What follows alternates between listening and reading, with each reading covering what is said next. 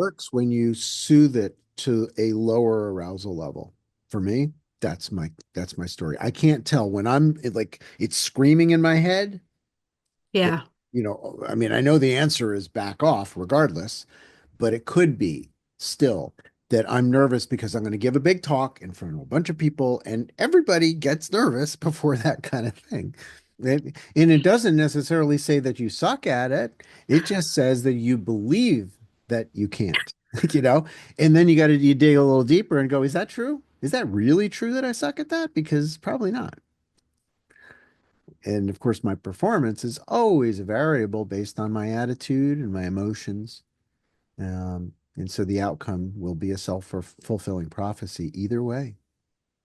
You are what Um, you think. And more importantly, I think it's you are what you feel. That's what you're emanating as a message to the universe that you want more of that, including terror, self-terrorizing. And we find ourselves, in that in that trap that we set for ourselves. But I do find that things that have a very tangible physical risk are a little easier to discern, right? Because the crowd, when you're giving a public talk or something, isn't really going to throw rotten apples at you. You know, they're not going to hate you for fumbling over some words because you're nervous. Um, they'll forgive you because they know that it's scary to stand up there. And you start sorting through that stuff and go, well, what is the worst case scenario here? And once you've clarified that one, I think it's also valuable to say, well, how likely is that, right?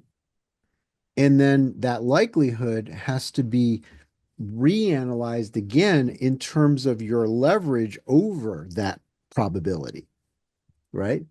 Because I mean, if somebody that doesn't know how to skydive jumps out of an airplane, oh, yeah, they're probably in big trouble. But somebody that's good at it, it's not a high probability of failure. It's actually, more likely than not, you're going to land exactly where you wanted into the wind with a beautiful flare and a smile on your face.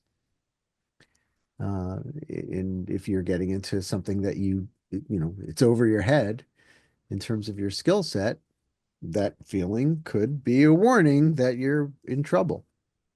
It's an ongoing process, to clarify in a multi-stage process. For me, that seems to be true, that it's not just one. If I just go with like yes or no binary with all my decisions in high risk situations, I'm not a complex model, that allows me to adapt and figure things out and reacquire a new attitude in the midst of that fear, an attitude that could uplift me into a state of empowerment that I go, yeah, wait a minute, I know what I'm doing.